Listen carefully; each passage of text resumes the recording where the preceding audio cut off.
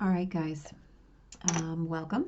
It is time to talk about what's up this week.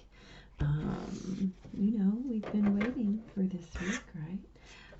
It's a big deal, and a lot of things are up, right? It's the week of the 21st of December through the 27th of December, 2020. And this week we have a giant, beautiful, the Great Conjunction, right? Saturn and Jupiter are conjuncting in Aquarius. And this happens hours after the sun moves into Capricorn, right? The sun moves into Capricorn about 4 a.m. Central Time tomorrow on the 21st. And that is indicative of the solstice, of course, when the sun moves into Capricorn, a beautiful cardinal sign at the leading edge of winter. And so the solstice is about the return of the light, right? At least in our hemisphere, this is when it is the darkest, right? The dark is pervasive. We have long darkness at night. And so this is the reason, right, that we have the festival of light. This is the reason for the return of the light. And so the solstice is the reward of faith. It is the reward for believing that the light will come, that the light not even will come, but that the light never left, right? That the light was always there, and the light just simply gets to shine again. And so at this particular solstice, as always, Capricorn is, we have the sun is at 0 degrees of Capricorn. Look at that, would you? And then we've also got Mercury at 0 degrees of Capricorn, literally just sitting right there with the sun for at least a couple of hours until about 6 o'clock tomorrow morning. And the key, of course, the amplifier to this particular solstice, is the Great Conjunction, right, of Saturn and Jupiter at 0 degrees Aquarius. So this is significant, and I made a whole video about it, but I'll give you a little synopsis, right? So Saturn and Jupiter are moving into Aquarius from Capricorn, and here's why it's so important, right? Jupiter and Saturn conjunct every 20 years. So you say, why is this such a big deal? Well, the reason it's such a big deal is because for the last 200 plus years, Saturn and Jupiter have been conjuncting in Earth signs, and as such, we have had a very Earth dominant energetic over the last 200-ish years of our cultural existence, our collective existence. Jupiter and Saturn are about expansion and restriction. These are our social planets. This is how we exist in the world and how the world exists around us, right? It's not only what we create ourselves to be, but it's what we've created society to be. You know, Saturn is about rules and boundaries and restrictions and things like law and order, right? And Jupiter is about expansion, right? Unchecked growth. Jupiter is about, I want to get as big as I possibly can, right? Right, I want to blow up and act like I don't know nobody. Yeah. So anyway, Jupiter is while Jupiter is about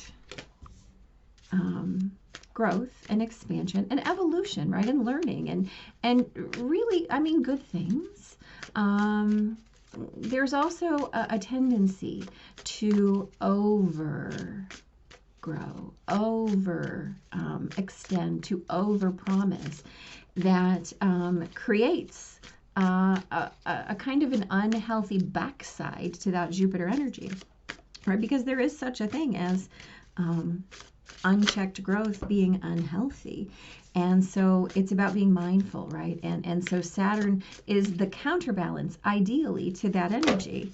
But that can be really heavy energy, right? Because Saturn tends to be authoritarian and a little bit, well, not a little bit, and dominant, and you know, so structure-based that we become rigid and unyielding and not resilient.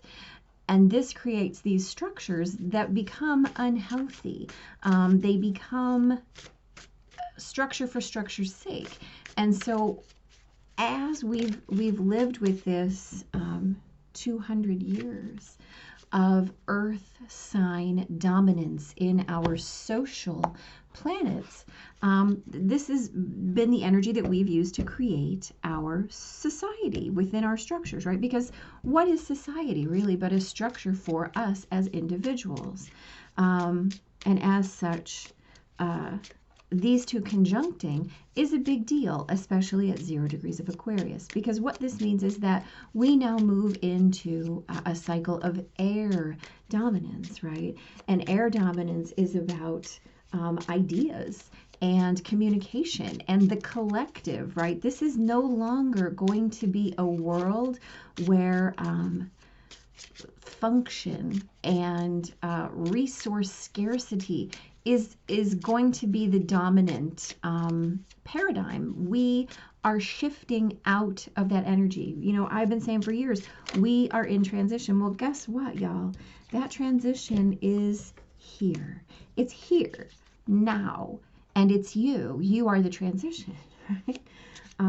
So in this conjunction of Saturn and Jupiter at the moment of solstice, right? Well, not the exact moment, but in the energetic of this solstice, in this return of the light, in the shifting of cycles within our individual energies,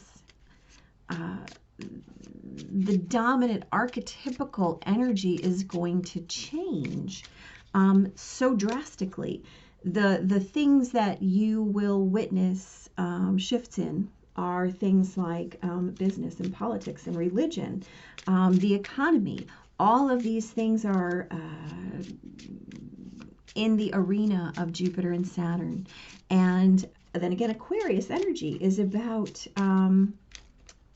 that dynamic interplay of ideas as it relates to the collective, right? Aquarius is how we put our actuated self into the collective and into service for the collective, right? That is a very different energy than we have experienced for the last 200 years.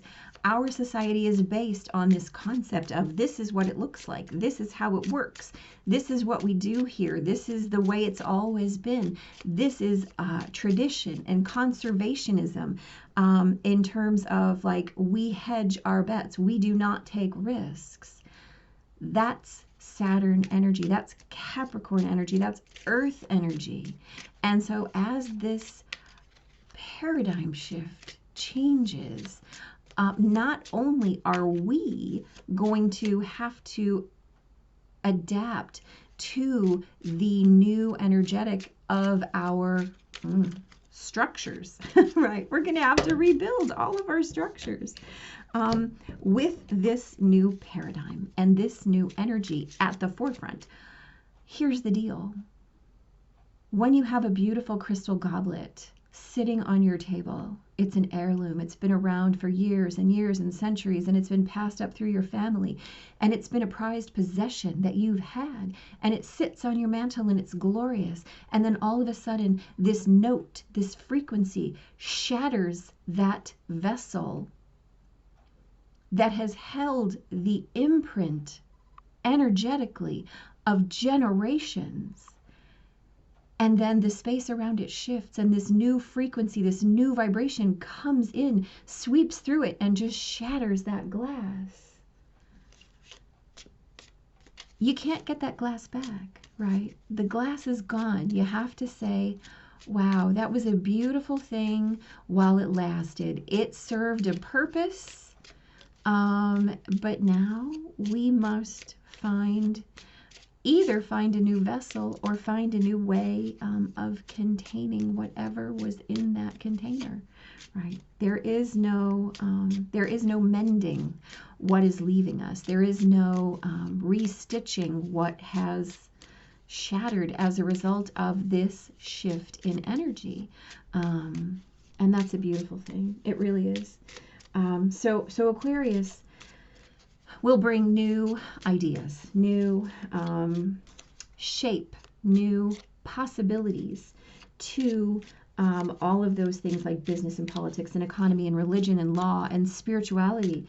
Will take a brand new shape in terms of communication and information and facts and science and how we create things to be in service to the highest good of the individual as that relates to the highest good of community, the highest good of everyone, right? The highest good of our collective, which is, I mean, yay.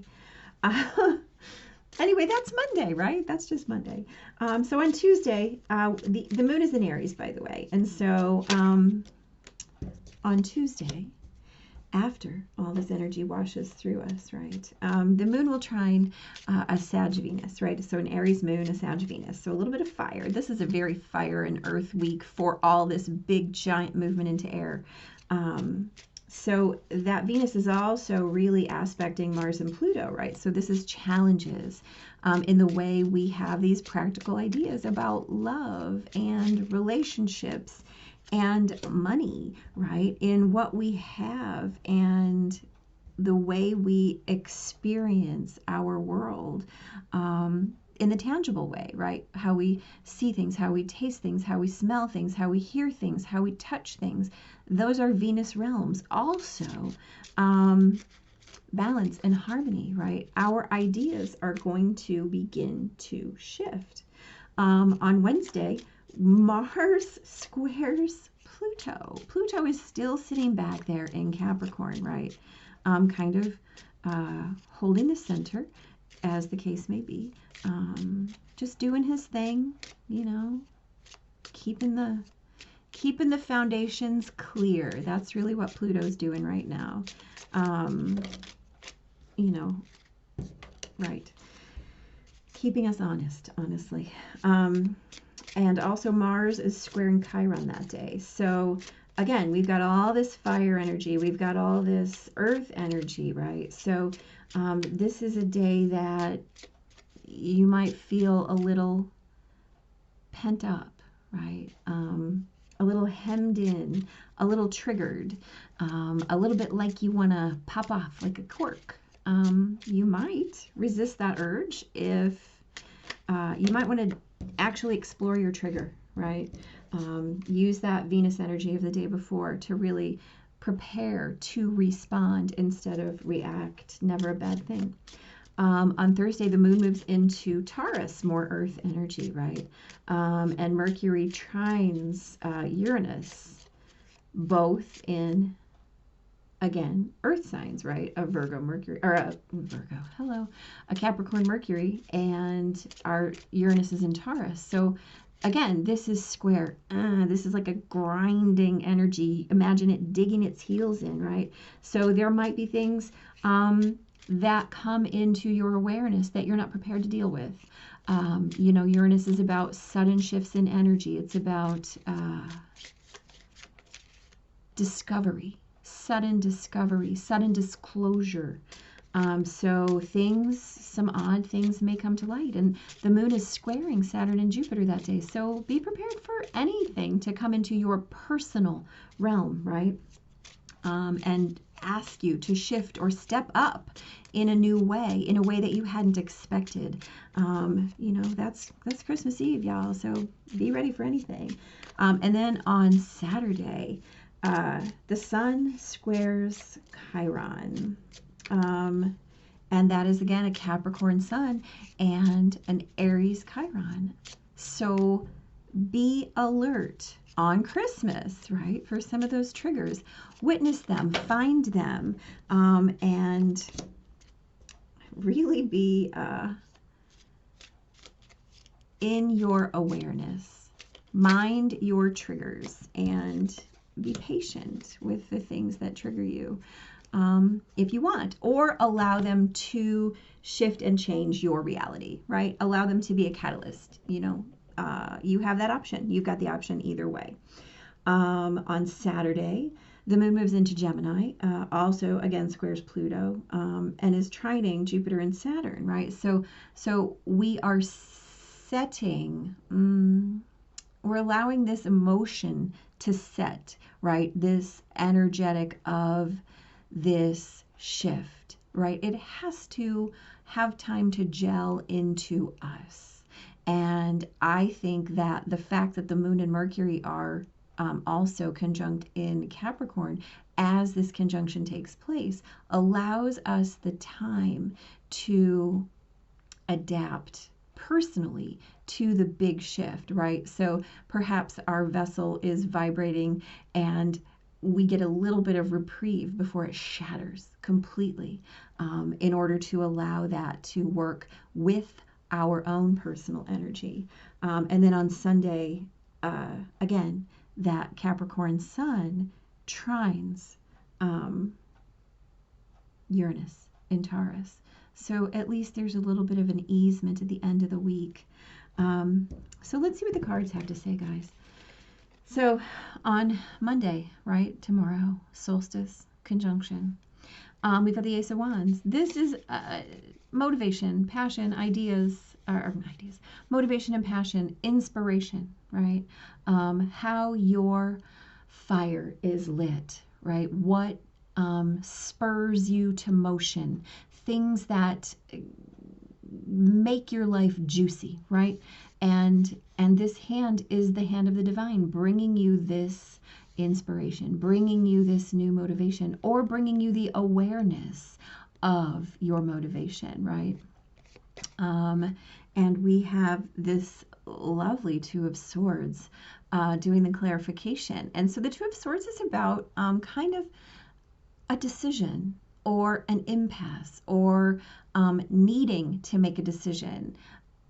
You see, right, that the Two of Swords is blindfolded, which is, it always fascinates me, because this is about making decisions through your heart, right? And so if we have this Ace of Wands, this is heart energy, right? This is how you live in your body.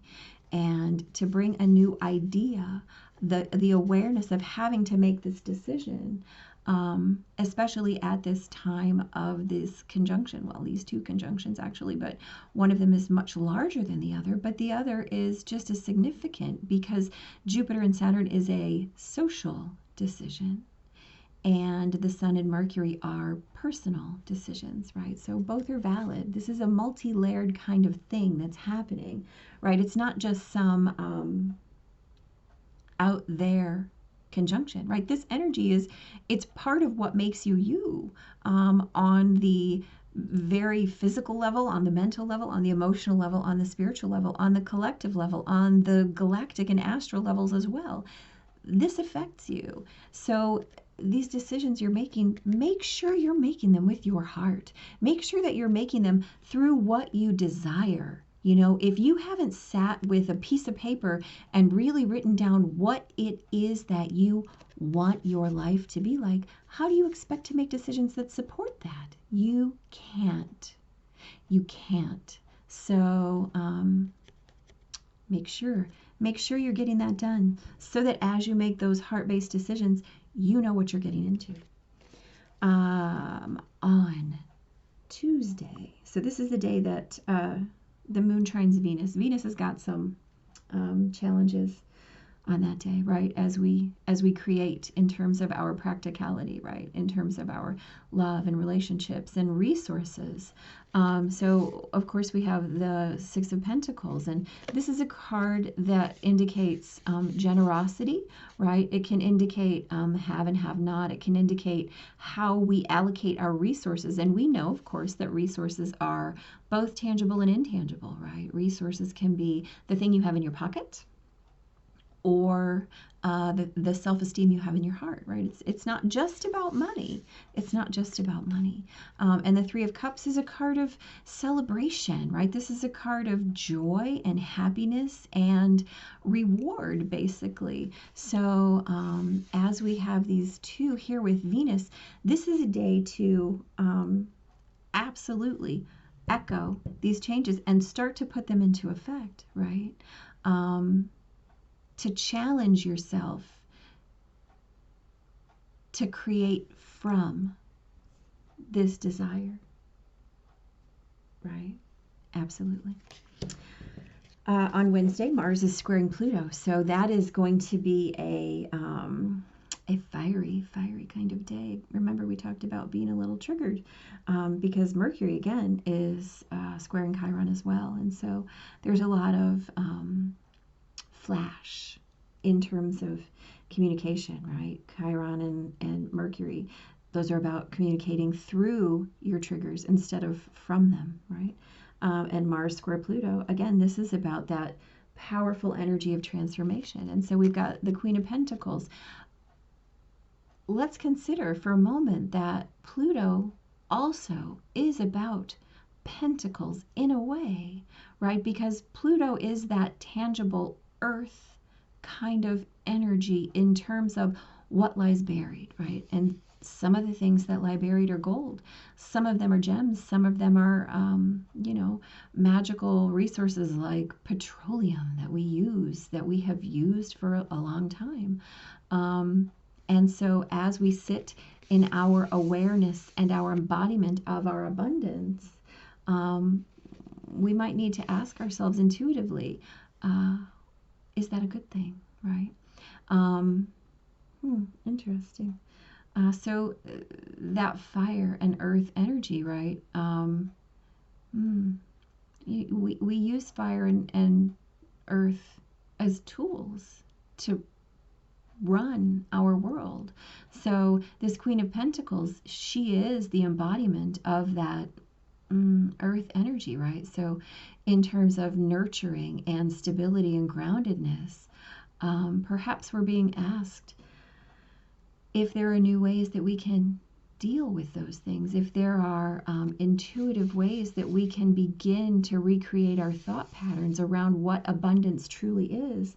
One of the themes for Jupiter and Saturn moving into Aquarius, I was talking about in my other video, is this concept of worth versus wealth, right? We've been very wealth focused, and she is definitely the epitome of that wealth. But it's more about worth, right? We talked about Pentacles being not just what's in your pocket, but what's in your heart. And so this High Priestess asks us, what's in your heart? What is in your heart? You have to figure that out, right? You have to figure that out. Absolutely. Absolutely. On Thursday, which is Christmas Eve, if you're celebrating Christmas, again, the moon moves into Taurus and squares Saturn and Jupiter. So we have the Seven of Pentacles here and the Six of Swords, right? The Seven of Pentacles is about patience. It's about having planted seeds waiting for their germination, right? And understanding that all things come in divine timing, right? We have to keep our composure in process. This is also a card of transition, right? Growth is a transition. Nothing just grows overnight, right? There's a process to everything. And as we have the Six of Swords, right? So we have moving away from these turbulent waters here to these beautiful, smooth sailing waters. And what moves us? Our Ace of Wands moves us, right? That's how we steer this boat. That's how we steer this boat away by what's in our heart. And sometimes we have to be patient and allow those things to come in their own time. Because let's face it, divine timing is our timing, and that's just the way it goes. So as Mercury trines Uranus on this day, perhaps mind your communication, right? The swords are about communication. You know, definitely Uranus is this slow moving, dun dun dun dun kind of energy. And be in your responsiveness, right, as opposed to your reactiveness. Understand that things are going to take time, and as new things come into our awareness, we have to be ready to shift and adapt. But sometimes we can't do that just instantly, right? We have to let things germinate. We have to really let the earth of our fertile mind and emotional state do its job. Yeah. I mean, look. This wand is in both of these cards, right? Both of them. Yeah. On Friday, the sun squares Chiron. So this is about you, your will, your vitality, squaring your wounds. So expect things to come up, expect things to come back, right? So these are kind of heavy cards, right? Justice is that card of harmony and balance, but it's really about fairness and embodying those things in the world. And the Emperor, he is the summation, the coalescence of all four kings. And as we know, in Eileen land, the kings are observant masters as opposed to being in their embodiment, right? They are one step back from the fullness of expression of any given energy. So as we deal with these concepts of justice and fairness,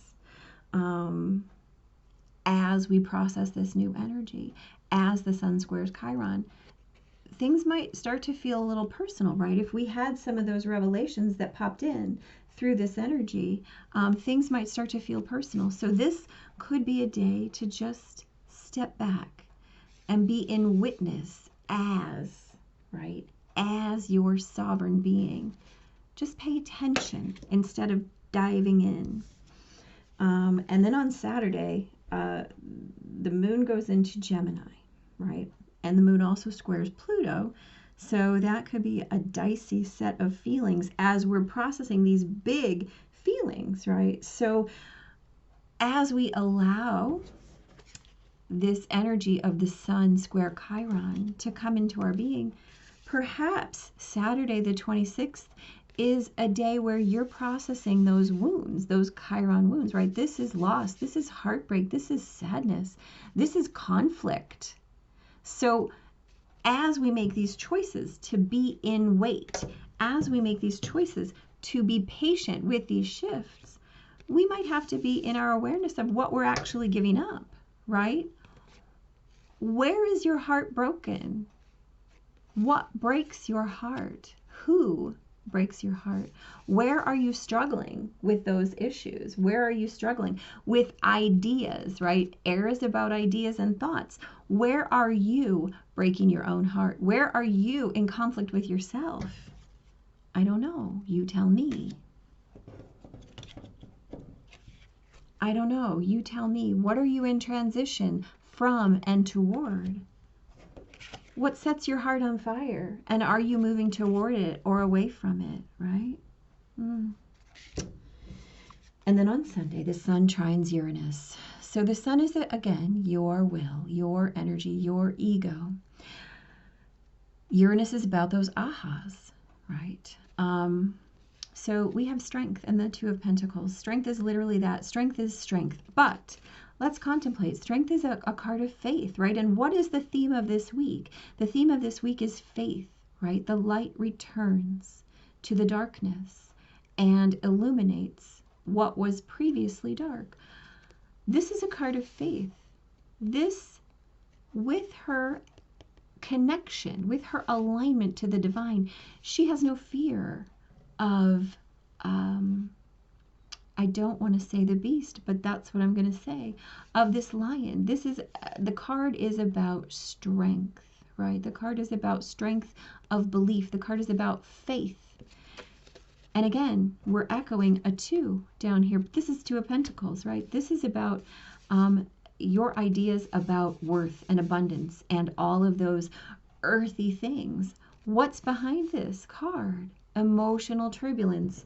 Again, you know, we've seen it here, moving away from that emotional turbulence, right? Sorry, it's not doing its thing. Behind the 2 of Swords, we have waves. Oh, there we go. So in all of our water cards, in our emotion cards, we have turbulence. And in this card, we have turbulence, right? This is about juggling ideas. This is about juggling ways of being resourced, okay?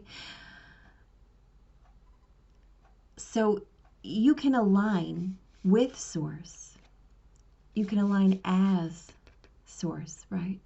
Or you can try and juggle the earthly things yourself, and the result is emotional turbulence. Or you can simply be in acceptance of what the divine asks of you, and what the divine provides for you, and what the divine inspires in you, right? And you can make that choice. Whatever that choice is, you can let all of these ideas and beliefs go. These old ways, these Capricorn energetics, right? This structure of ideas and beliefs that keep you limited. And that is in every area, right? Every area. Whew. It's a big week, guys. Faith, light in the darkness. That's what we do. That's what we do. That's what we're here to do, right? Hold space for those lights in the darkness, for they're there. Whether we choose to see them or not, they're always there. How we connect and align with them, as them, through them. Those are our choices. We make them every single day. All right. Oof, mending. Mending. This one's coming up a lot, guys. A lot. All right. Forgiveness, making amends, healing after arguments. Each time we allow hurt to pass through us without understanding and integration, we accumulate an unwanted burden, right? We're carrying wounds of history right now, things that don't belong to us, things that no longer are necessary for us, right? Sometimes the baggage is the bag, and sometimes you have to put it all down. This keeps us chained to the very things we need to heal, the pain, the memories, the echoes of resentments, and the arguments that we rehearse over and over. So much Chiron activity this week, right, guys? This is about healing our pasts, both individual and collective, and moving forward in new ways, having released those old beliefs, right, that keep us bound, that keep us unhealed. Now is the time to mend rifts, heal wounds, and let go of old hurts in order to reclaim your power. Let go of old hurts in order to reclaim your power. Now is the time to forgive, to release, to make peace, and make amends to others. Set yourself free, right? Yeah. Yep. Look hard. Look hard. So this is about being a curious explorer, right? This is about not being caught up in these old beliefs, right? In these old rigid ideas of being, of believing, your limiting thoughts, old wounds, anything that is no longer required in your life. This is about faith. This is about newness. This is about making decisions that will serve you, right, in faith, because they appeal to your heart and your soul. If your life isn't lighting you on fire, the universe is saying, figure it out. You know what you want. Be in that. Be in that awareness of what you want. Put down everything that doesn't belong. Because where we're going, there's no room for anything that doesn't bring you joy. There's no room for anything that doesn't bring you joy. There's no room for anything that doesn't bring you joy. Right? Transition, y'all. Next week is surprisingly quiet, although we do have a full moon in Cancer. Again, this is like a bookend to our first full moon of this year that was also in Cancer. Beautiful, like bookends. It's quite lovely. The energy of this year is amazing in its chaos, right? But what happens after chaos? Beautiful regeneration, renewal, rebirth. So there's also a lot of Neptune stuff going on next week. But for this week, just really focus on being in your heart. And not just being in your heart, but exploring your heart, right? Finding those places where you've created wounds with your ideas, where you've created wounds with your stubbornness. If you're holding grudges, if you're keeping score, right? Now is the time to wash those things clean, because all you're doing is muddying your own waters, right? Faith, alignment. You can find it. Big, giant blessings, guys. Happy Solstice, Blessed Yule, Merry Christmas, Happy Kwanzaa, Happy Hanukkah, Merry Festivus, you name it. Whatever you're celebrating, I'm down for it. Simply because celebration is what we all need right now. Be safe, and I'll talk to you, I'm sure, a time or two this week. Big blessings.